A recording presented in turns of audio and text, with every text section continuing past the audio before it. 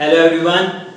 अब हमारा क्लास 9 का जो चैप्टर नंबर 1 हमने स्टार्ट किया हुआ था, उसका जो नेक्स्ट टॉपिक है ब्रांचेस ऑफ केमिस्ट्री के बाद, वो है मैटर। देखो, मैटर कोई ऐसी चीज नहीं है जो कि एक नई चीज हो जिसको आपने ना देखा। हमारे इर्द गिर्द जो भी चीजें हैं वो सब मैटर हैं। मिसाल के तौर पे मैं सांस लेता हूँ, मैंने हवा को अपने अंदर एब्जॉर्ब किया। उसके अलावा मुझे प्यास लगती है, मैंने पानी पिया।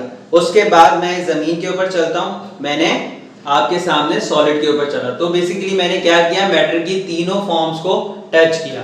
इसी तरीके से अब हम मैटर की तीन फॉर्म्स के बारे में स्टडी करेंगे। सबसे पहले हम ये जानते हैं कि मैटर कहाँ किसे जाता है।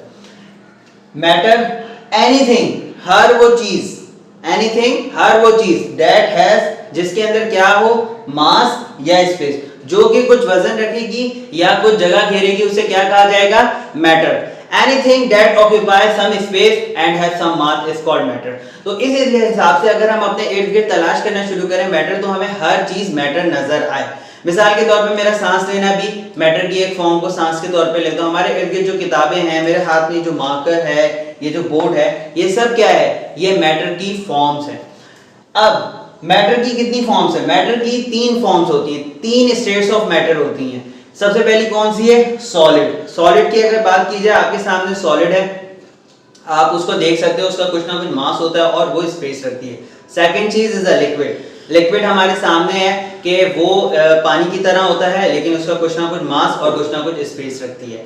अगर हम गैस की बात करें, गैस भी अपना मास रखती है। अगर हम बैलून की बात करें, तो बैलून आपके सामने एक मास रखता है और एक स्पेस होता है। आप उसको स्क्वीज नहीं कर सकते जब तक उसमें हवा भरी हुई है। उसके अलावा आपके पास जो दूसरे बैलून्स होते हैं जिसमें लोग बैठ के सफर करते हैं, वो वाली भी मिसाल आपके सामने। अगर हवा के अंदर मास और स्पेस रख के एनर्जी की ताकत ना हो, तो वो किसी भी वजन को उठा नहीं सकता। तो हमारे पास मैटर की कितनी forms I, on the basis of mass and space, 3, solid, liquid और गैस। अब मैंने आपके सामने ये एक चार्ट बनाया है। हमारे पास सॉलिड फॉर्म होती है, हम उसे एनर्जी देते हैं, वो कन्वर्ट हो जाती है लिक्विड के अंदर। Energy in the form of heat energy भी हो सकती है, in the form of electrical energy, in the form of force भी हो सकती है, जो उसके मॉलिक्यूल्स को हिला दे। अगर हम सॉलिड को एनर्जी देते हैं तो वो लिक्विड में कन्वर्ट होती है। अगर हम लिक्विड को एनर्जी देते हैं तो वो गैस में कन्वर्ट होती है। और अगर हम गैस को एनर्जी देते हैं, बहुत ज्यादा हाई एनर्जी दी जाती है, तो वो किस में कन्वर्ट होती है, प्लाज्मा।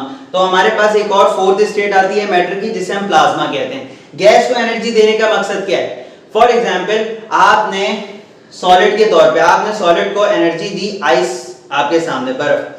आपने सॉलिड को एनर्जी दी, वो पानी में कन्वर्ट हुआ। आपने वाटर को एनर्जी दी, वो भाप में कन्वर्ट हुआ। भाप किस में कन्वर्ट हुई, क्लाउड्स में कन्वर्ट हो गई। आपने क्लाउड्स के अंदर, गैसेस के अंदर एनर्जी डाली, वो लाइटनिंग में कन्वर्ट हो गई।